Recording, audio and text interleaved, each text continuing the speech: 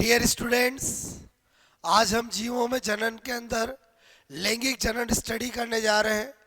Sexual reproduction एक जटिल प्रक्रिया है जिसमें बहुत सारी स्टेप्स होती हैं जो मैं आपको बताऊंगा कि किस तरह से हमारी स्ट्रेटजी रहेगी इस सेक्सुअल रिप्रोडक्शन के बारे में सब कुछ जानने के लिए। क्लियर?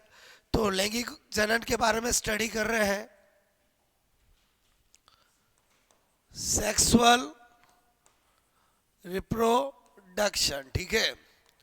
तो सबसे पहले तो आपको पता होना चाहिए लैंगिक जनन बाइपेरेंटल प्रक्रिया है, ठीक है, जिसमें एक नर युग्मक और एक मादा युग्मक, मेल गैमेट और फीमेल गैमेट के फ्यूजन से ये प्रक्रिया आगे बढ़ती है।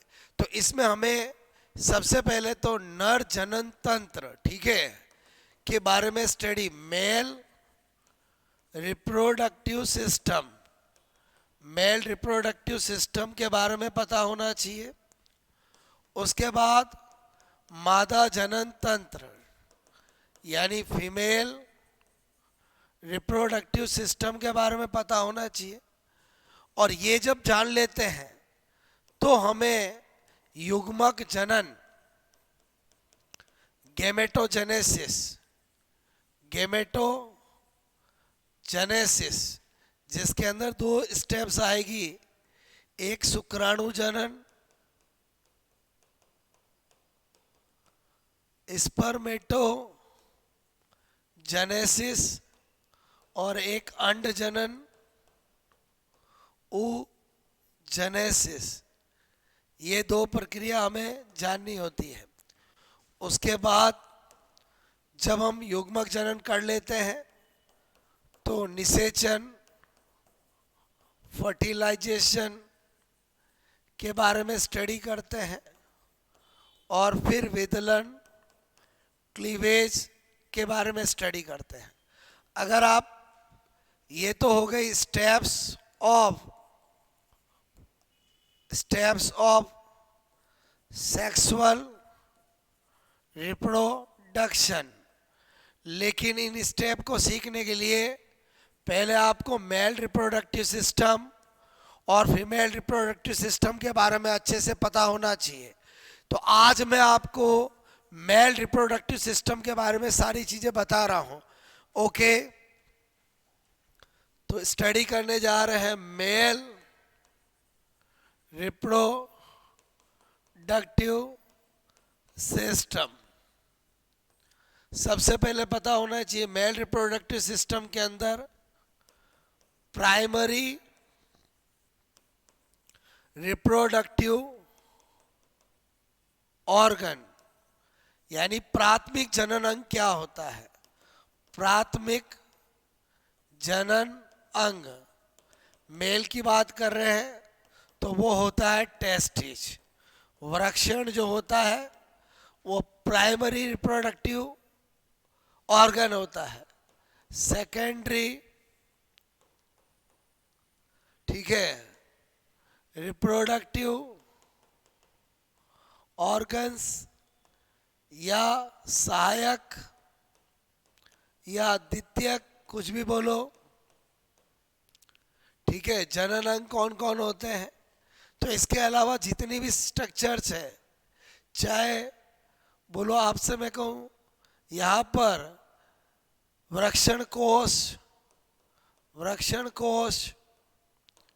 स्क्रोटम, शुक्रवाहिनी, वासा, डिफरेंशिया,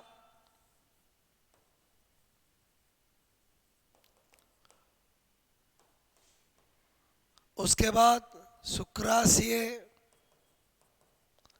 सेमिनल वेसाइकल,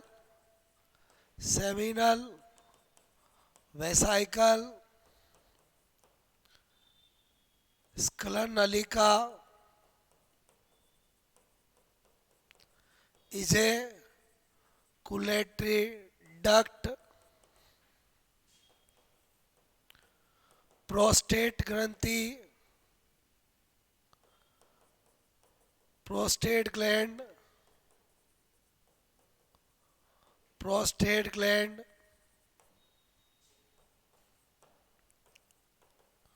काउपर ग्रंथि, Cowper gland, penis, session,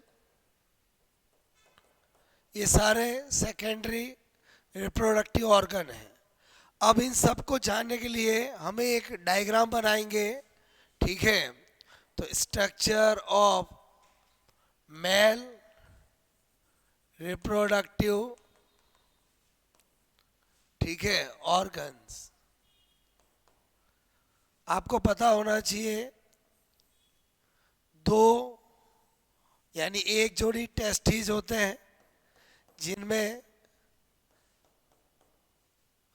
seminiferous tubules, शुक्र नलिका, शुक्र आपसे जनन नलिकाएं होती है।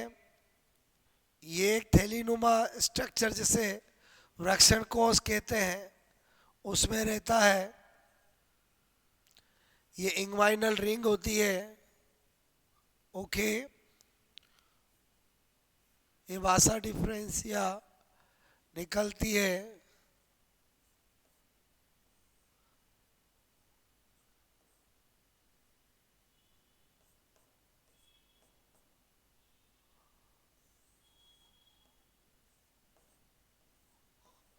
थोड़ा सा मैंने आपको बताने की कोशिश की है दोस्तों। आपके दिमाग में पिक्चर होनी चाहिए, ये टेस्टिस है, ये स्क्रोटम है यानी वृक्षण कोश, उसके बाद ये गुब्रेनकुलम कनेक्टिव टिश्यू जिससे जुड़ा होता है, ये इंग्वाइनल रिंग है, इंग्वाइनल रिंग, ये जो निकल रही है वासा डिफरेंसिया शुक्रवाहिनी, उसके बाद ये जो नजर आ रहा है वो है शुक्राशय सेमिनल वेसाइकल, ये है इजे कुलेटरी डक्ट स्खलन, इजे कुलेटरी डक्ट स्खलन नलिका। और ये आपकी एक क्या होती है बोलो, प्रोस्टेट ग्लैंड जिसकी संख्या 1 होती है। यहाँ पर ये काउपर ग्लैंड जो एक जोड़ी 1 पेयर होती है, ये यूरिथ्रा है यानी मूत्र मार्ग है, ठीक है। तो दोस्तों ये आपका, और ये यूरिनरी ब्लैडर है, ठीक है, यूरिनरी ब्लैडर है। आपके दिमाग में ये पिक्चर हमेशा होनी चाहिए, तभी आप आगे चीज़ें जान पाओगे। मैंने आपसे कहा कि जो वृक्षण है एक जोड़ी है 1 पेयर, वो प्राइमरी रिप्रोडक्टिव अब स्ट्रक्चर होती है जिसके अंदर ये आपको असंख्य क्या नज़र आ रही है। मैंने कहा seminiferous tubules, seminiferous tubules, okay, शुक्र जनन नलिका है। तो हम यहाँ पर टेस्टिस के बारे में बात करें तो इसके बारे में पहले पता होना चाहिए, ये प्राथमिक जनन अंग होता है। संख्या 2, ये एक बैग लाइक स्ट्रक्चर में रहता है जिसे स्क्रोटम वृक्षण कोश, स्क्रोटम कहते हैं, ठीक है। स्क्रोटम का के अंदर टेम्परेचर हमारे बॉडी टेम्परेचर से 2 से 3 डिग्री सेंटीग्रेड कम होता है, जो कि युग्मक जनन के लिए अनुकूल होता है। उसके बाद वृक्षण कोश में नीचे संयोजी ऊतक गुब्रेनकुलम से जुड़ा होता है। उसके बाद नंबर 6 की बात करें, वृक्षण से बाहर, ठीक है, निकलने वाली डक्ट नलिका को वासा डिफरेंसिया शुक्र वाहिनी कहते हैं। आपको पता होना चाहिए प्रत्येक वृक्षण में असंख्य शुक्र जनन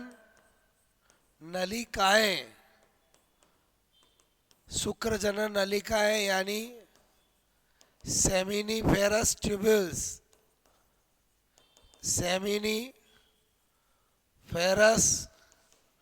ट्यूब्यूल्स उपस्थित होती है, और ये सेमिनिफेरस ट्यूब्यूल्स ही स्पर्म की स्ट्रक्चरल फंक्शन यूनिट होती है।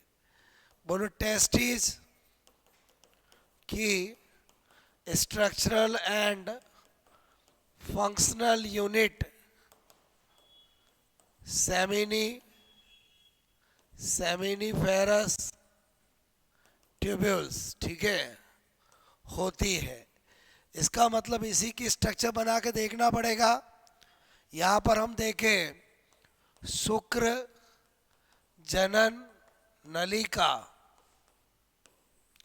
की संरचना, यानी क्या बताने जा रहा हूँ, स्ट्रक्चर ऑफ सेमिनिफेरस ट्यूब्यूल्स। तो दोस्तों, जब हम स्ट्रक्चर बनाते हैं, ट्रांसफर सेक्शन कट करते हैं, तो हमें बहुत सारी सेमिनिफेरस ट्यूब्यूल नज़र आती है, जिनके अंदर ये घनाकार जननी कोशिकाएं होती है, ठीक है, क्यूबॉइडल रिप्रोडक्टिव सेल्स होती है, और एक उभरी हुई सेल होती है। जो इसमें बताया वो सब में होगा। ये तो क्या है, मैंने कहा घनाकार जननिक, बोलो, कोशिकाएं, उपकला, ठीक है, यानी क्यूबॉइडल रिप्रोडक्टिव एपिथेलियम, और इन्हीं में क्या होता है, स्पर्मेटोजेनेसिस और स्पर्म का निर्माण होता है। ओके, ये जो आपको नजर आ रही है वो है सर्टोली, बोलो, सर्टोली कोशिका, सर्टोली सेल, जिसको हम नर्स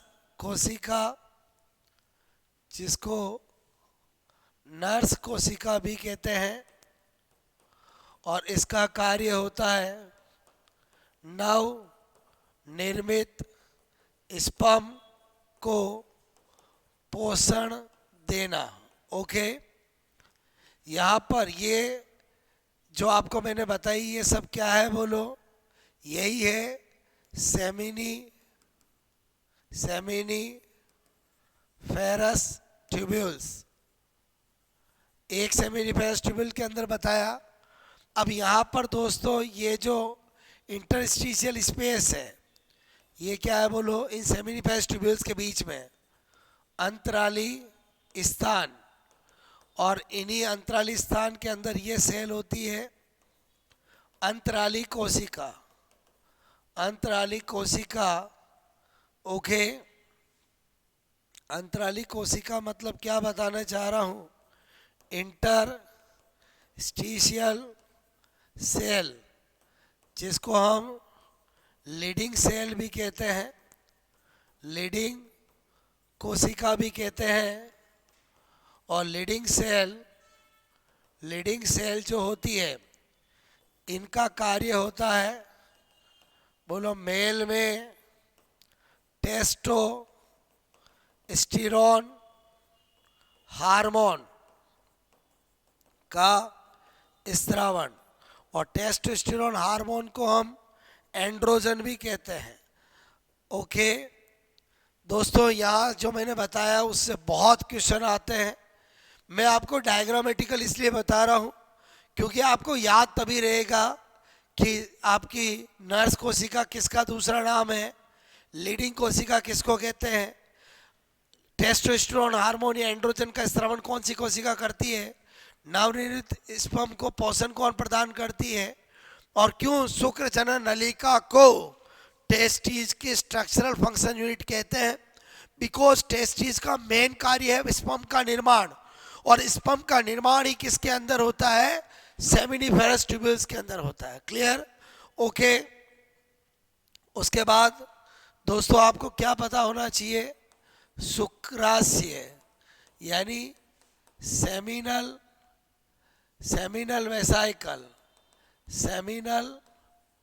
वेसाइकल नंबर 1 पहली बात पता होनी चाहिए, ये शुक्राणु का संग्रह, ठीक है, करता है, यानी शुक्र का आशय है, ये घर है उसका। उसके बाद ये शुक्राणु, ठीक है, को पोषण देता है। इसमें शुक्र द्रव सेमिनल फ्लूइड, ठीक है, स्त्रावित होता है, जिसमें फ्रुक्टोज शर्करा, ठीक है, होती है। उसके बाद एक कार्य तो ये हो गया, ठीक है, और दूसरा क्या है, शुक्राशय 70% वीर्य यानी सीमन, ठीक है, का भाग बनाते हैं।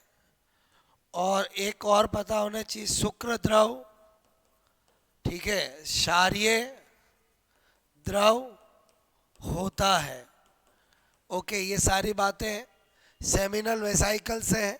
जब इजेकुलेशन होता है तभी सेमिनल वेसाइकल से वीर्य के साथ स्पर्म इजेकुलेटरी डक्ट के द्वारा आगे पहुंचते हैं।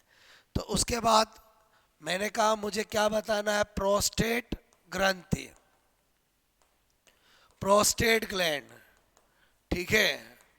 तो प्रोस्टेट ग्लैंड के लिए दोस्तों एक तो संख्या 1 होती है, ये अम्लीय द्रव स्त्रावित करता है, जिसमें सिट्रिक अम्ल, ठीक है, होता है।